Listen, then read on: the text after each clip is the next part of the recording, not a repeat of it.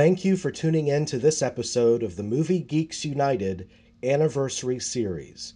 In this episode, we celebrate the 35th anniversary of the cult hit Firestarter, the popular adaptation of Stephen King's best-selling novel starring Drew Barrymore, George C. Scott, David Keith, and Martin Sheen. Our guest in this episode is the film's director, Mark Lester, in a conversation that was conducted by Arenado Diaz and our sibling podcast Back by Midnight in 2009. Our first guest helped kick off the summer with the best of the two Stephen King adaptations from that year. Director Mark Lester's apocalyptic Firestarter predated Backdraft in depicting the beauty and awesome power of fire. Anchored by a moving performance from Drew Barrymore as a girl channeling her adolescent energy into the kinetic ability to start fires, Firestarter owed more to the Dead Zone than Carrie. It was a startling, emotional father-daughter story as a shadow government attempted to harness Barrymore's Charlie's powers. Lester's direction of the material is assured as he allows for tension to build instead of going for shock effects. This makes the film's Hell on Earth finale all the more spectacular because Lester has primed us for the ultimate fireworks show. It is my pleasure to welcome filmmaker Mark Lester to Back by Midnight. Mr. Lester? Yes. How you doing, sir? Very well, thank you. It's good to have you on the show, sir. Oh, thank you. I appreciate your comments on the movie Firestarter. Yes, well, let's get into that. You had made a film 2 years earlier, the class of '84, which came out in '82, and that actually turned out to garner some critical buzz, but also garnered a real cult following. And I'm guessing, was it from that you got involved with the Firestarter project? Yes, that picture was very successful at the Cannes Film Festival in 1982, and then the producer, Dino De Laurentiis, had seen the movie, and then when the movie came out, he was, called me and wanted to make some pictures. So when, I met with him, and originally we were going to do Year of the Dragon. And, oh, wow. I bought the book and I gave him the book to read, and we were going to do Year of the Dragon, and then Firestarter came up at the same time when John Carpenter originally was going to make a version of Firestarter, and they never could agree on a script, and so the Carpenter had thrown the book out and just wrote an original screenplay on the concept. So the studio didn't want to make it, and it was getting too expensive. So they knew I could do something at a lower budget that would be great. So so De Laurentiis called me, and then he said, "Let's just do Firestarter now, and not Year of the Dragon." So that's how that picture happened. Yeah, and this is at a time when everyone was optioning, anything Stephen King wrote, Cujo, Children of the Corn, Dead Zone, and Creepshow, and so did you have any trepidation of, being part of, another, quote unquote, another Stephen King movie, and did you, wanted to make sure it was different from some of these other ones that were all piling up? Well, I was nervous about it because, Stephen King, all the other pictures that were made, including by Stanley Kubrick, The Shining was before that. Mm-hmm. He didn't like any of those. Was that correct? I think it was before The Shining. Yeah, Shining was 1980. So yeah. Yeah. So in every movie Stephen King blasted. Even Stanley Kubrick to him was a bad director. So, I was kind of nervous about that. So, it was because they said, King said, no one followed the books that I wrote. So that's why we were very careful here to follow the book. And if the movie follows very closely the book. E.T. was 2 years earlier, and so was that everyone's first choice to play Charlie? Was Drew Barrymore? Well, we saw like every girl that age in Hollywood. I mean, I sat there for days and days, and we interviewed dozens of girls, and it came down to Drew Barrymore and the girl who starred in Poltergeist.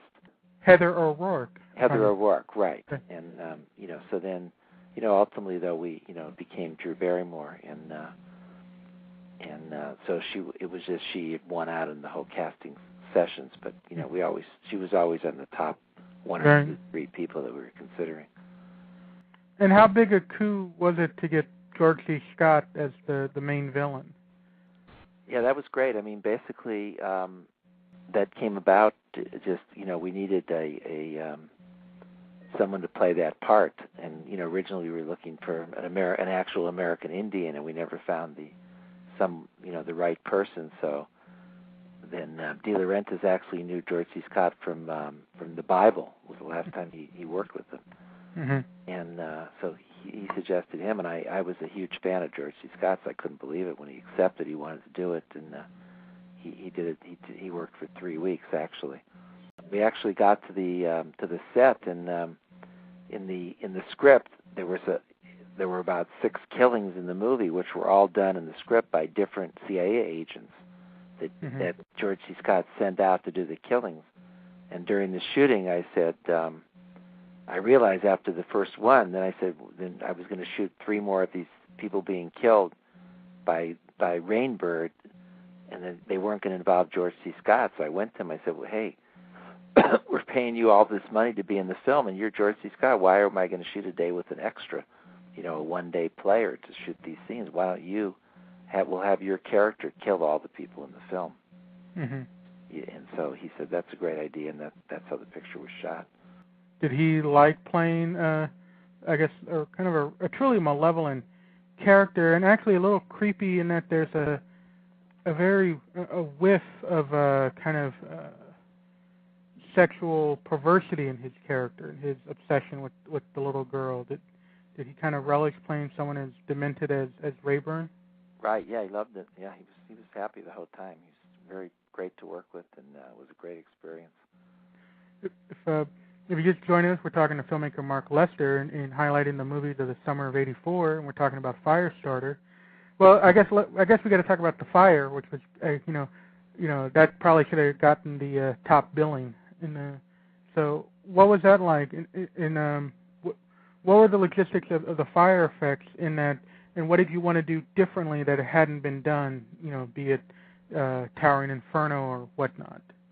Right. Well, I was attempting to do things that had never been done before with fire, and this is before CGI, so everything in the film was actually done on the set practically. So it's all real fire. There was no effects done later. Everything in the movie was done at the time. So I created this idea of these fireballs that would shoot out. So these were elaborate, special effects, torpedo kind of fireballs that were put on like a wire. And then they were detonated, and then they'd fly through the air. So it was kind of dangerous because they could fly off of it, and we had to be around. They had to be around the actors, and stunt people dove out of the way of them. So it was, very spectacular and dangerous. And then we were shooting in the woods. So I remember one time we burned down a whole replica mansion at the end of the film, and the fire started spreading to the forest, and it was in a little small town in North Carolina, and the fire, they said, well, we better call the fire department. And this little tiny fire truck comes out, and the 2 guys jump out, and they look at this forest blazing, and they go, oh, my God. So fortunately, we were able to all put it out, but it was there were effects that weren't done, like people on trampolines on fire flying through the air, and there was a barn on fire where horses had a stampede out of a burning barn, lots of things like that. And what about the one of my favorite effects, and I would assume it's a simple one, but I was always amazed by it, is there's these moments when little things catch fire, be it Heather Locklear's hands or the airport security guy, his feet, and they just seem to kind of burst into flames on camera without a cut. So I'm how are those kind of effects done? Well, each thing was worked out, a long pre-production period. Like, they were shoes that would burst into flame by pressing a, remote control, and then we had gel put on hands that would go on fire, and I mean, each thing was worked out very specifically. But yeah, sometimes the little things were just as good, I thought. And at what point did you decide to get Tangerine Dream involved to do the score? That was after after the shooting was done. Mm-hmm. They had done Sorcerer, so they were known for this kind of score, and we just I wanted to come up with something unique and different, and they were very hot for doing movie scores at the time. Mm-hmm. And they sent the music. Was interesting because they just sent all of the music without any place to put it. And I said, Mm-hmm. well, there's no numbers to the film. There's usually the movie scores, they're done actually to the film. Right. By moments in the movie will match particularly the sound, But in this case, they just sent all the tapes, and I called and said, well, there's nothing matches the movie. They go, no, you just use it wherever you want. So I did. I just put it wherever it sounded the best, and it seemed to work out well for some reason. Mm-hmm. And so what was it like when that movie came out? And it was early May, and you had kind of that film came on, and it did all right, but then it kind of also got this massive cult following as the years went on. I remember I was a kid in the '80s, and that was one of those HBO staples, and I remember I watched countless times. Right. Well, that's great. Yeah, it's exciting that people. That's the same thing happened with Class of 1984. It's become a cult movie year after year. I made Commando too. It's been on TV.